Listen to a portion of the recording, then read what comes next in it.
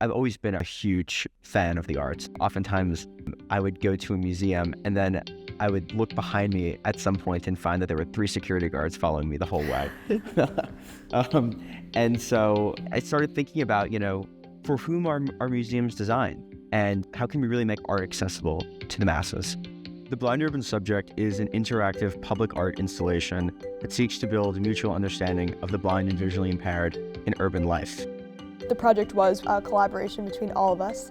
Daniel was in a urban studies class and always wanted to have this public art installation, and we connected because I have a background in accessible art as well. So from there we got Zoe and Chloe, who are the design engineering masterminds, and we started thinking about how we wanted the project to look and feel in the urban environment. Users are able to rotate between 4 of America's leading eye conditions, so that's cataracts, glaucoma, macular degeneration, and diabetic retinopathy. Everyone has a different experience with their blindness and their condition, so the team met with doctors from Brown to make sure that it's most medically accurate to what some people see. A lot of the times engineers will tap into designing for people with disabilities because it's something that is more of a challenge, something that is not fully developed. There was so much prototyping, iterating. It was this big collaboration between everyone on the design engineering team.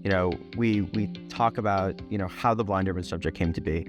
And so much of it was our own efforts, but a lot of what has made the Blind Urban Subject what it is being at Brown. Because at Brown, if a course is not offered in the curriculum, students can propose that course is offered. And so we created a course for credit called Blindness, Arts, and Media. And this is really sort of where we got the groundwork on some of our thinking about this area. It was very inspiring that we got to bring that perspective to more sighted students at Brown. And then in terms of the actual creation of the exhibit, blindness was showcased in an empowering way, where there was an exhibit dedicated to people's lived experience with blindness.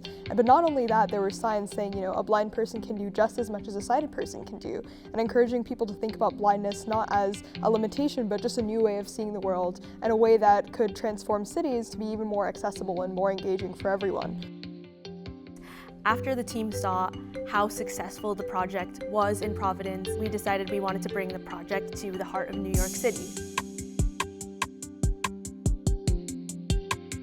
New York, really any street corner is going to get 10, 20 times foot traffic as Thayer and Angell, and there is such thing as too much foot traffic. So my role is industrializing and New York proofing the design. We need to make sure that it can put up with whatever ways people might interact with it, which we can't necessarily expect. We're sort of guided by this mentality, we want to put the Blind Urban Subject where it's needed most, where we're going to get everyday people, New York City residents, possibly some tourists, because the people who need it most are neighbors, our friends, are people in the world who have just as much of an impact on making a positive difference than those who are in positions of authority or power.